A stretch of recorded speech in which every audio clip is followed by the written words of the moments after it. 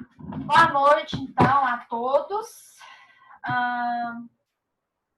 Deixa eu admitir mais um aqui. Nessa primeira aula, nós vamos estar retomando, fazendo uma revisão geral do que a gente viu na aula passada. E, a seguir, nós vamos dar continuidade na segunda aula no contratos de compra e venda, tá? E vocês passaram a observação na hora de eu cadastrar a aula, eu cadastrei com o dia errado. Então, assim que terminar essa primeira aula, eu vou cadastrar outra aula para nós entrarmos às 8h30, tá bom? Beleza. Então, vamos lá. Vamos pegar algumas palavras-chave do que a gente estudou e lembrando que a gente falou da última aula. Nós estávamos falando sobre extinção de contratos por causa voluntária. Quando ocorre causa voluntária, resta configurada a culpa. E quando a causa não é voluntária, ou seja, por ato involuntário, nós temos duas situações que o texto de lei cuida. A primeira situação é no ato involuntário decorrente de caso fortuito ou força maior. Essa situação é diferente do ato involuntário decorrente da teoria da imprevisão. Então, são duas situações que vão ser diferentes. Então, vamos lá.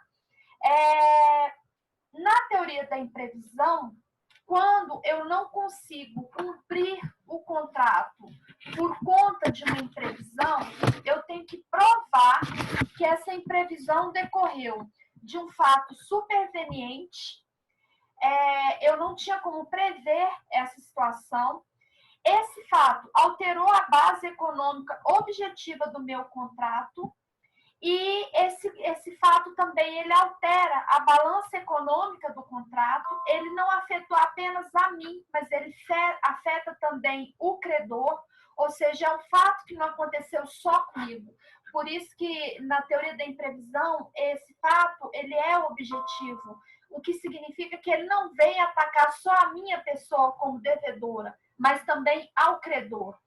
E eu tenho que provar que essa situação que altera essa base econômica do contrato, ela me causa uma onerosidade excessiva. Ela se torna, para mim, excessivamente oneroso. Então, são esses os requisitos que eu tenho que provar para eu invocar a teoria da imprevisão. Então, lembrando que na teoria da imprevisão, eu teria que provar a onerosidade excessiva. Por que eu estou dizendo isso?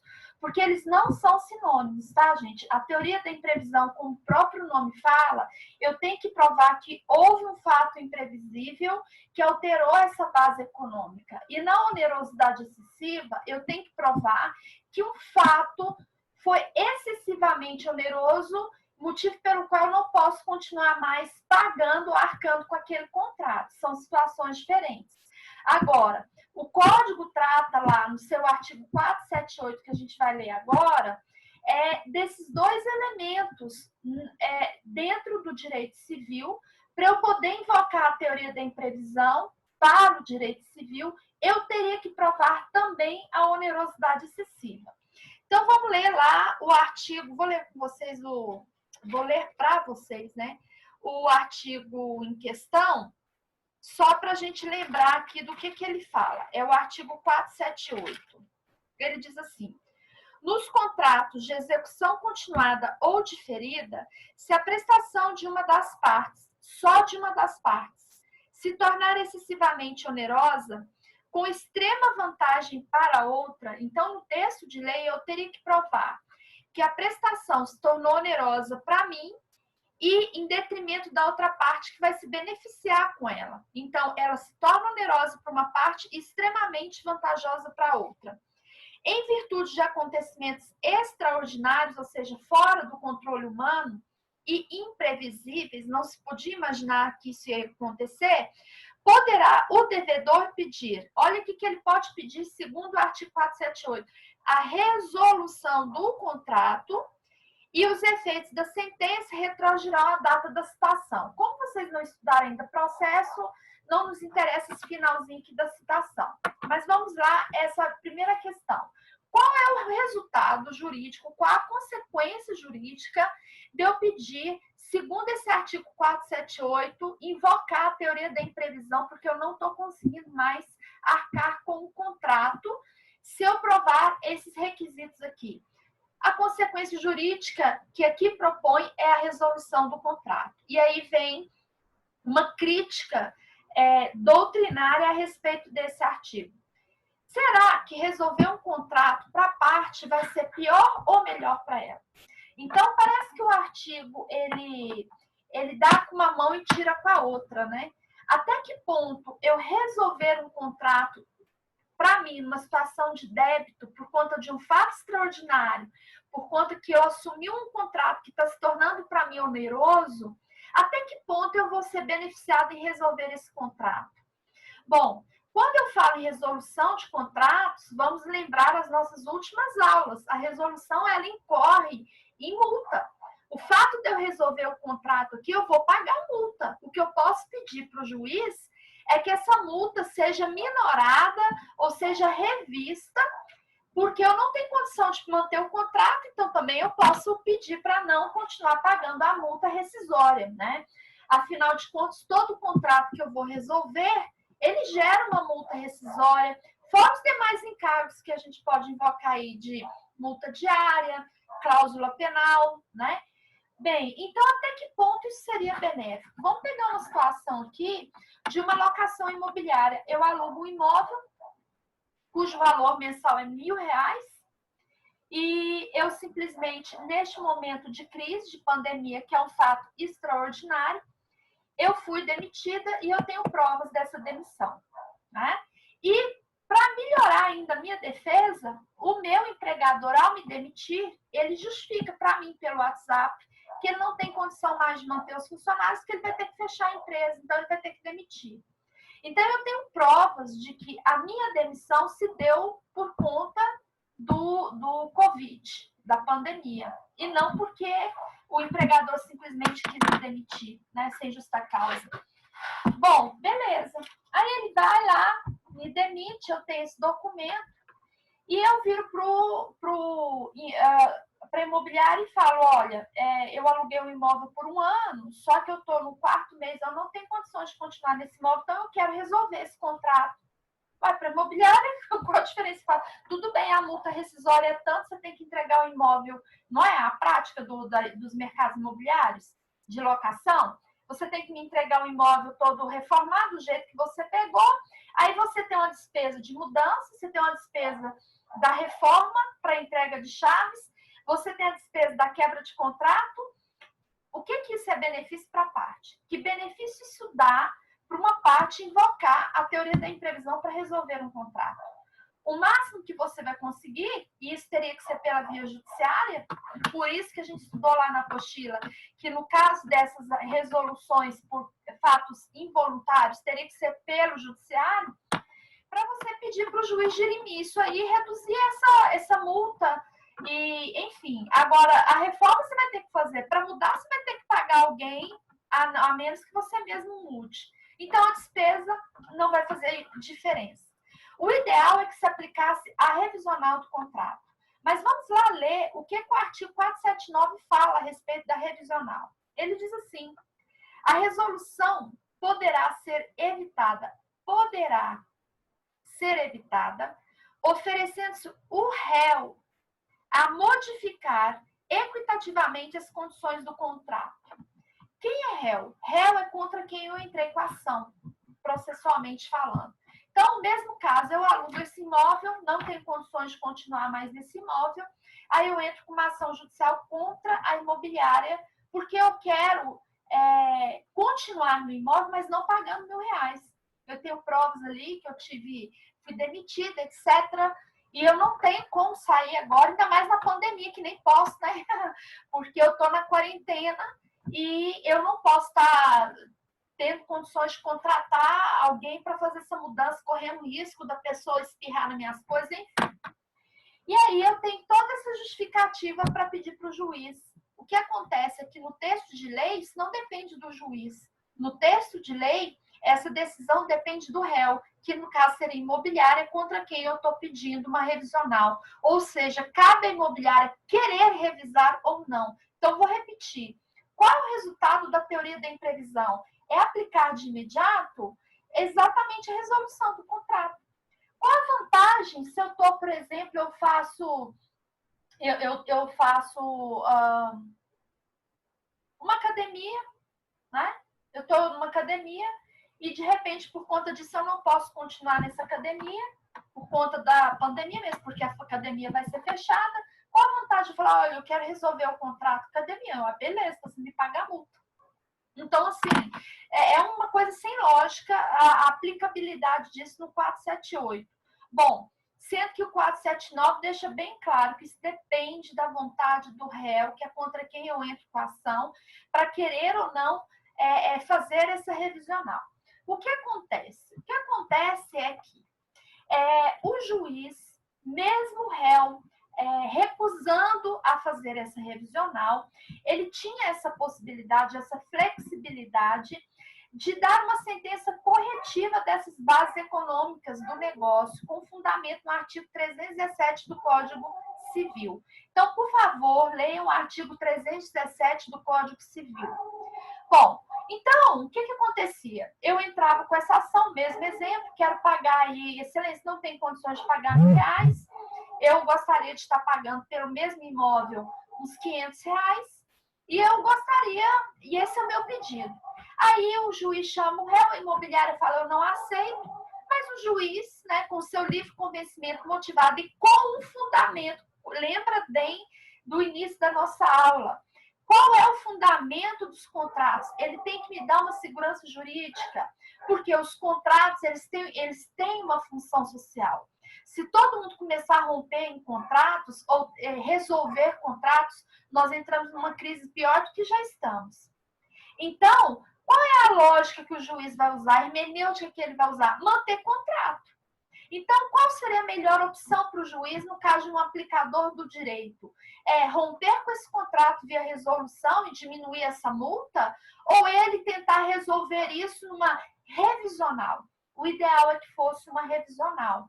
Mas essa sentença seria corretiva dessas bases econômicas com o fundamento de buscar manter esse contrato, por isso faria uma revisional. Só tem um pequeno problema. O ano passado foi editada uma lei, 13.874, e essa lei ela é chamada de Lei de Liberdade Econômica.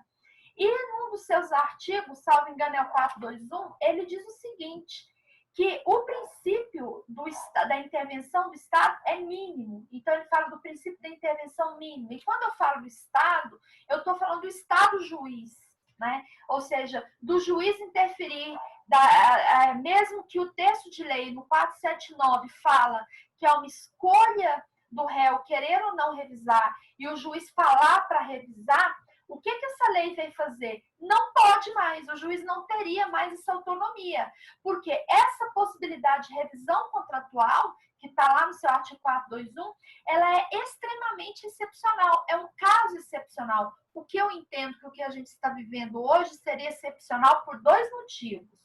Não só pela pandemia em si, mas pelo fato, nesse exemplo que eu dei, aí o juiz vai ter que olhar caso a caso, nesse exemplo que eu dei, de que estávamos em quarentena, imagino que tem cidades que vão ter que declarar o local, né? Por exemplo, Manaus vai ter que fechar tudo, entrar até com mandato de segurança lá contra o governador e o prefeito para poder fechar tudo, porque o negócio lá está terrível. Imagina que seja um contrato de locação numa região dessa, em que a pandemia agravou de tal forma que as pessoas não podem nem se mudar. E isso seria um caso de excepcionalidade e que levaria ali a revisão contratual. Aliás, de uma maneira geral, quando eu falo que estamos vivendo ainda no Brasil um estado de calamidade pública, isso é um estado excepcional. Só que mesmo sendo amplamente falando uma calamidade pública, cada caso é um caso, porque o Brasil é muito grande e os fatos que acontecem, por exemplo, a forma como a pandemia se porta no Rio de Janeiro, na capital, não é a mesma numa cidade interior. Então, isso é uma realidade. Por isso que, de uma maneira geral, estamos vivendo aí essa realidade desse estado de calamidade pública. Mas ele não é suficiente hoje, como a gente está vivendo o Covid, para o juiz invocar como uma situação excepcional. Ele até pode invocar, né? Mas eu imagino que uma sentença dessa pode ser reformada pelo tribunal. Professora. Exatamente porque a lógica do sistema dos contratos é o quê? Manter os contratos. Porque senão a gente vai mudando as regras do jogo até então firmadas. Fala, quem queria perguntar? Eu, professora Sival, boa noite. Fala mais alto que eu não estou ouvindo. Sival, boa noite. Ah? Tá ouvindo? Hã? Tá ouvindo? Tô. Não, professora, é o seguinte, é porque em alguns locais vai ser decretado lockdown, né? Fechamento total, certo? Então, aí não pode nem circular veículo. Como é que a pessoa muda desse caso? Não tem nem como, ué. Como que a pessoa faz o quê? Como é que a pessoa muda? Não pode nem usar veículo. Como é que a pessoa muda? Pois é, nesse caso, é isso que eu estou falando. Se for decretado o lockout, né, igual em Manaus, aí sim, não tem como, é um caso de excepcionalidade, você vai pedir revisional. O que eu quero é que vocês entendam que até essa lei, que é essa lei 3.874, era simples, o juiz dá uma sentença corretiva. Mesmo que a parte não quisesse revisar, o juiz dava.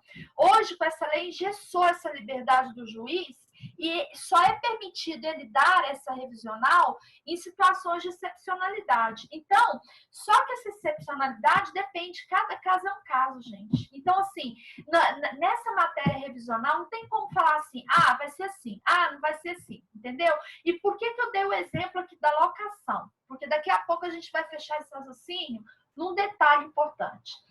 O contrato de locação, vou falar aqui em Goiás, ele não é reconhecido como de consumo. Não é.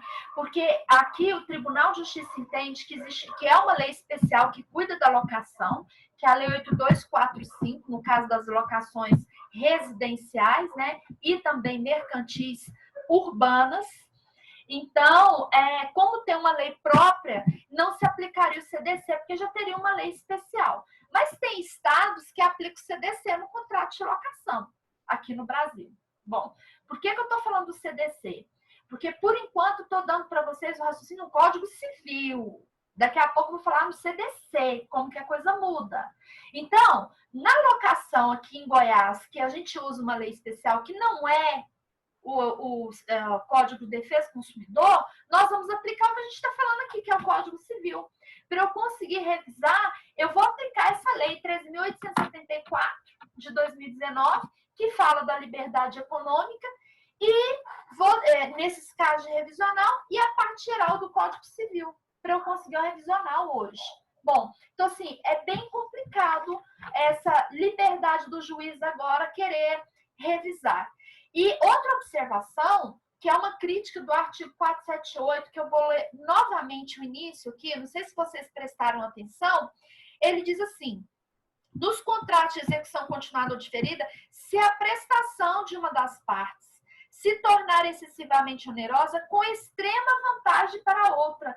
Eu teria que provar que a prestação para mim foi onerosa e houve uma extrema vantagem para a outra. Gente, em momento de crise igual a gente está vivendo, os dois estão prejudicados.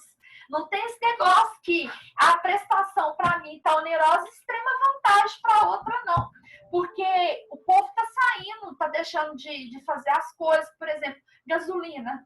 Engraçado, né? Quando precisava baixar, nunca baixou. Agora, de repente, que é o mesmo índice que é usado de correção da gasolina, você tem que daqui um dia vai ter gasolina de R$3, tomara, né? Se bem que não, que isso significa que a gente está isolado mais ainda. Mas, enfim, onde eu quero chegar? O prejuízo é para as duas partes. Como que eu vou provar para o juiz que houve uma desvantagem para mim e extrema vantagem para outra parte. Igual esse momento que a gente está vivendo, não é uma extrema vantagem para outra parte. Os dois estão sendo prejudicados. Então, o primeiro ponto da doutrina que ele critica é exatamente isso aqui. Eu não preciso provar que houve uma extrema vantagem para outra parte. Pode ser que os dois tenham sido prejudicados. O que eu tenho que provar é que houve um fato extraordinário, imprevisível, e decorrente desse fato tornou para mim oneroso. Eu não preciso provar. Se a outra parte fala... Aí, por que eu estou dizendo isso? Na defesa, vocês vão estudar ainda a questão processual, vamos pegar esse exemplo aí da locação. O que a imobiliária poderia dizer? Excelência, a parte autora não conseguiu provar os direitos que ela tem para pedir essa resolução desse contrato. Porque ela teria que provar que ela provou que houve onerosidade para ela provou que o fato foi imprevisível, mas ela não provou que houve uma extrema vantagem para mim. E outra coisa, eu não quero eu não vou optar pela revisional, eu quero manter a resolução. Então, assim, essa seria uma defesa dela. Só que a doutrina tem questionado esse artigo e a jurisprudência tem acompanhado o raciocínio doutrinário, de que eu não preciso provar extrema vantagem para outra parte. Basta eu provar que houve prejuízo para mim desse fato extraordinário e alterou essa balança. Bom, lembrando o seguinte, quando eu falo de teoria da imprevisão, eu estou na matéria de execução de contratos. Então, eu estou no momento da execução. Veja bem o que eu vou dizer. O problema não foi quando eu fiz o contrato. O problema está quando eu estou executando o contrato. Então, eu não fui enganada no momento de fazer o contrato. Eu realmente queria alugar aquele imóvel por R$1.000 em janeiro de 2020, assumi esse compromisso, tinha renda para isso, não fui enganada, o imóvel tem me satisfeito, beleza. Só que eu estou no mês de maio e não consigo manter. Simples assim. Então, quando eu falo de teoria da imprevisão, eu estou falando de execução do contrato. Nesse momento da execução, eu não consigo manter esse contrato. Por quê? Não se confunda a teoria da imprevisão com lesão. A lesão está lá no artigo 157 do Código Civil. Eu já estou me adiantando em lesão, porque nós vamos estudar daqui a pouco com o termo rescisão.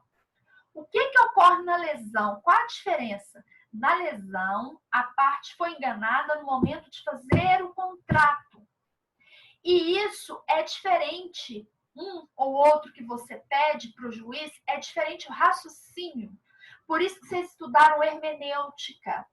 E por isso que no direito civil vocês estão estudando aí, bem como em outros direitos, essas etapas sistemáticas para entender esse raciocínio. Então, vamos lá na prática. Imagine que seja um caso de lesão. Ou seja, eu comprei gato por lebre. Eu fui enganado na hora de eu vender, de eu comprar uma coisa, me falou que era maravilhosa, me deu um preço que eu achei que era uma coisa, quando chegou era outra e eu já tinha pago. Então, me venderam um gato por lebre. Eu fui lesada.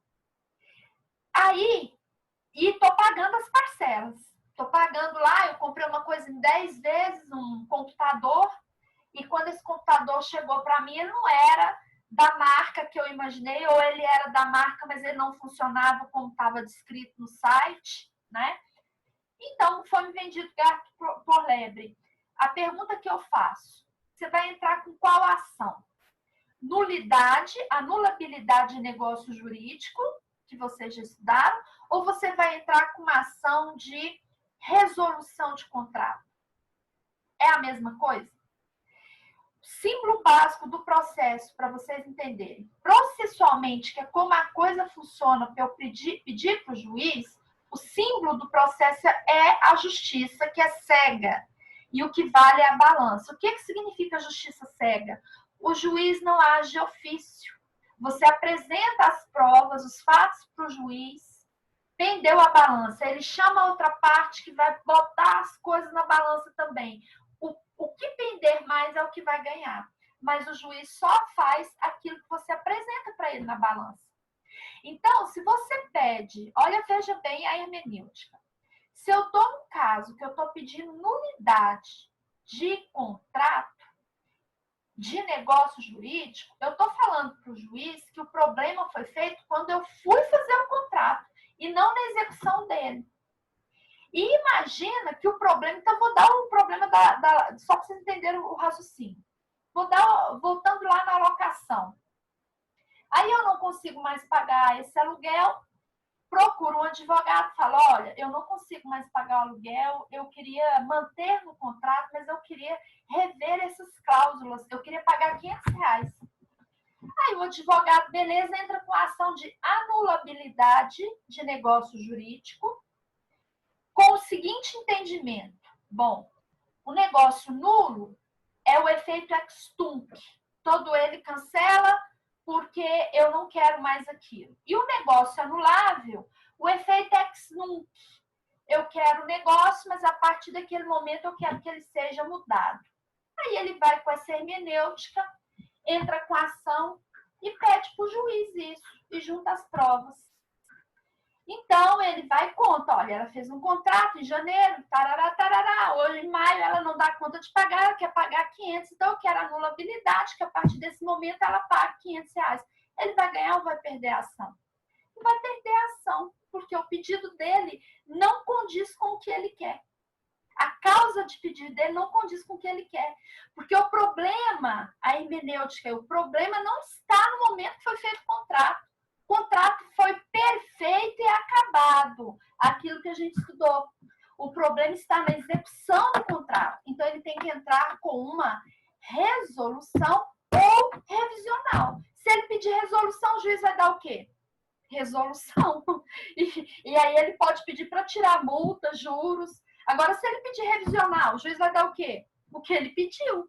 Sim ou não, né? Porque cabe ao réu concordar ou não a teor do artigo 479 do Código Civil. Agora, vamos mudar a situação. Vamos lá. Eu pedi o computador, no site estava descrito características desse computador e me vendendo o computador por R$2.000.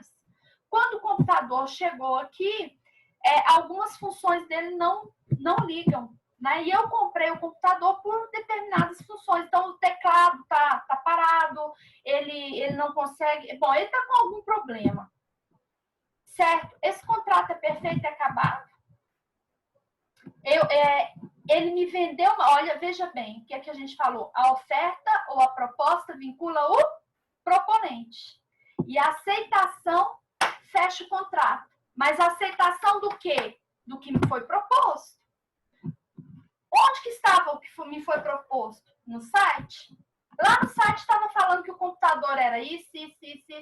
Beleza, comprei, cheguei, o computador não é.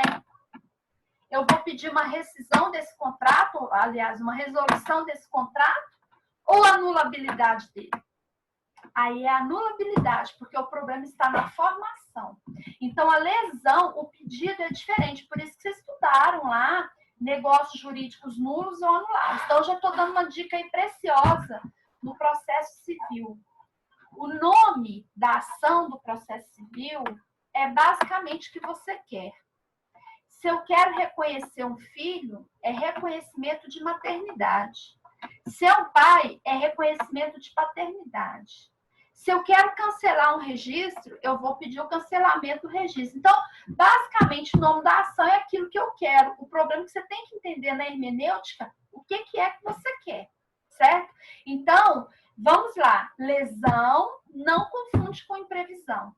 Lesão é um negócio jurídico anulável e a imprevisão eu estou dentro da resolução ou revisional.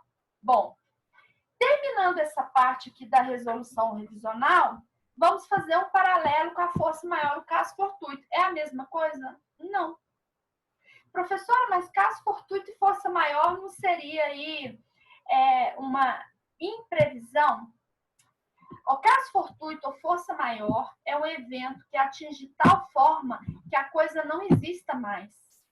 Essa gravidade desse evento leva a coisa não existir mais para mim. Então, eu teria aí uma situação de inadimplemento absoluto. Quando o inadimplemento é absoluto ou impossibilidade absoluta desse negócio, aí simplesmente encerra para ambas as partes. Foi o exemplo que eu dei do Brumadinho, tá? Então, por exemplo, quando veio aquela lama e acabou com a minha casa, que eu tinha comprado materiais de construção da loja do João e também acabou com a loja do João, ou seja, o fato aconteceu comigo, aconteceu com ele também, e era um fato aí que não interessa para o direito, se é caso fortuito ou força maior, o evento é o mesmo, porque no caso de Brumadinho, não seria nem força maior, né? Porque eles foram avisados que aquilo ali poderia romper. Então, ali seria um caso fortuito. Bem, enfim, se eu perdi tudo, eu tenho aí uma força maior que extingue o contrato. Eu não tenho que pagar nada. Acabou, não tem multa, não tem nada. Acabou, simplesmente para ambas as partes. Um outro exemplo aqui de caso fortuito ou força maior, voltando no exemplo da locação, para a gente fazer um paralelo, aconteceu aqui em Anápolis, inclusive perto ali do Couto Magalhães. Eu acho que eu dei esse exemplo na última aula. O prédio estava tendo queda de energia, chamaram, né, os responsáveis, né, na época era a CELG, que falou que não tinha nada, que estava beleza, que não tinha problema nenhum.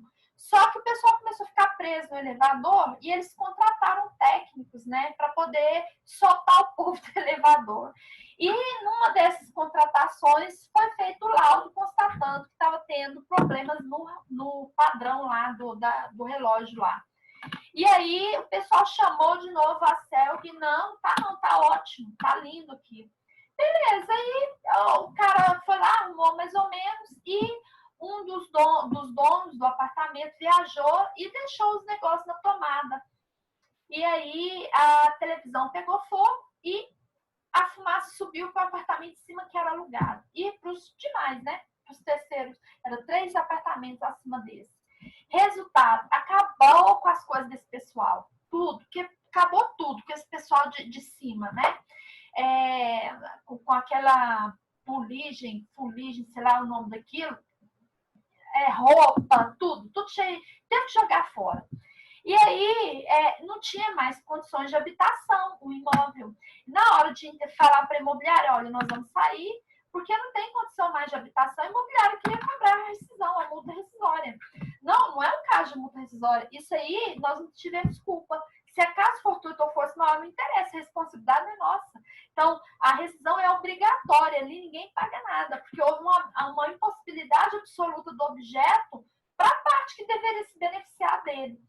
E, logicamente, também não era culpa da imobiliária, deles quererem entrar com a ação para a imobiliária indenizar. A culpa seria contra a CELG, né, que foi, na época, averiguar essa responsabilidade e pedir de indenização por esse fato, né? Mas não a imobiliária. Então, não confundam a teoria da imprevisão, que eu teria aí uma possibilidade do objeto, com o caso fortuito ou força maior, quando eu não tenho a possibilidade desse bem, né, que eu estou me utilizando no contrato. Porque todo contrato, ele tem um título, embaixo ele qualifica as partes, e embaixo ele vem com o objeto. Então, o objeto do contrato se tornar impossível, absolutamente, ele se resolve e ninguém paga nada. Bom, fechando o nosso raciocínio, então fizemos um paralelo entre a teoria da imprevisão e o caso fortuito força maior, que é do artigo 393 do Código Civil, e vamos falar do CDC. Ainda bem que boa parte das relações são reguladas pelo CDC, né? No Código Civil, então, resumidamente, de 2002, eu preciso provar o fato superveniente e imprevisível, que é a teoria da imprevisão, e mais a onerosidade excessiva. No CDC, eu preciso provar apenas o fato superveniente. Eu não tenho necessidade de estar provando, aliás, contrário, eu não preciso provar o fato superveniente, eu preciso provar apenas a onerosidade excessiva. Então, no CDC, para eu pedir uma revisional ou uma resolução, e detalhe, para o CDC, é escolha do consumidor. Não é igual o Código Civil aqui, que a escolha é da outra parte, do requerido, que é o 479. Professora? No CDC, só terminando o raciocínio, o CDC se aplica o artigo 14, depois leia o artigo 14 do CDC. Então, a escolha é do consumidor. Por quê? Na relação de consumo, o consumidor já é, por força de lei e norma constitucional, a parte vulnerável. Ele está aqui.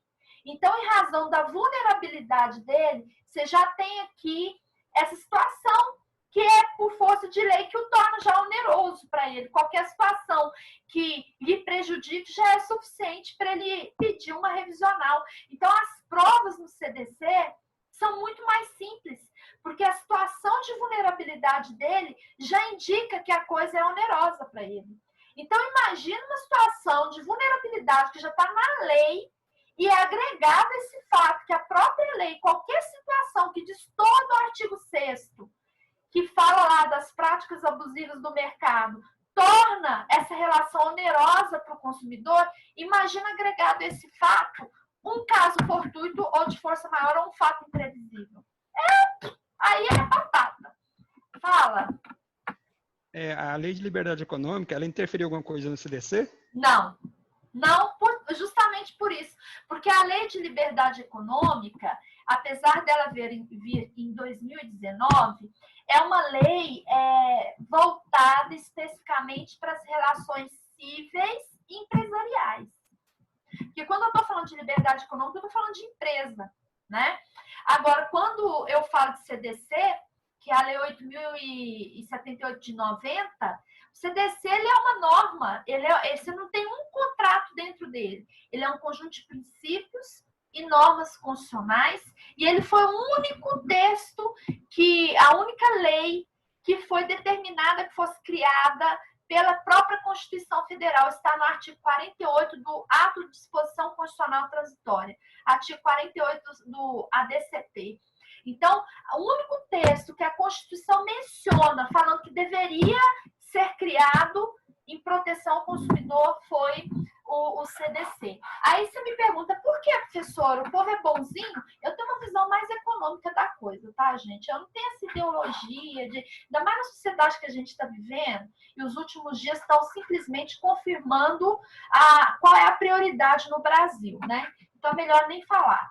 Mas, enfim, a vida tem ficado em quarto plano. Então, reforça mais ainda a minha tese. A minha tese é que a defesa do consumidor é uma proteção econômica. Quem consome no Brasil? Vou resumir. Pobre? Não. Pobre não tem dinheiro, só se for para 1,99. Rico não consome no Brasil, querido. Ele vai para Miami. Ele vai pegar o dinheiro e torrar lá. Quem é que consome no Brasil? Classe média. Se a classe média ficar com o nome ferrado 10 anos, o Brasil quebra. Então, eu tenho que reduzir a negativação de nome dele para 5. Tem projeto de lei para 3. E logo vai ser aprovado por causa da crise. Vai escutando. Vai reduzir para 3 anos. Então, o governo tem duas opções. Ou ele protege mais ainda o consumidor na crise. Se ele tivesse estratégia, o economista vai pensar isso. Quem consome no Brasil? Classe média. Se a classe média estiver ferrada e tiver com o nome sujo muito tempo, ninguém vai consumir mais. Acabou. Então, eu protejo o consumidor por quê? Porque o mercado é de consumo, depende dele. Então, eu tenho que dar crédito para ele, eu tenho que possibilitar o consumo para ele. Nem que seja um consumo ideológico. Enfim, para mim, protege o consumidor só por essa razão. Então, não aplica aí essa lei, eu entendo que não aplica, né? E justamente por esse raciocínio que eu acabei de falar, vou repetir. Para o Código Civil, aplica a teoria da imprevisão, mais a teoria da onerosidade excessiva. Para o CDC, só se aplica a onerosidade excessiva. Pessoal, vai cair aqui daqui a pouco, aí eu vou deixar gravando e vou marcar já a próxima aula, tá? Se demorar um pouquinho, é porque vai estar gravando, certo? Alguma dúvida?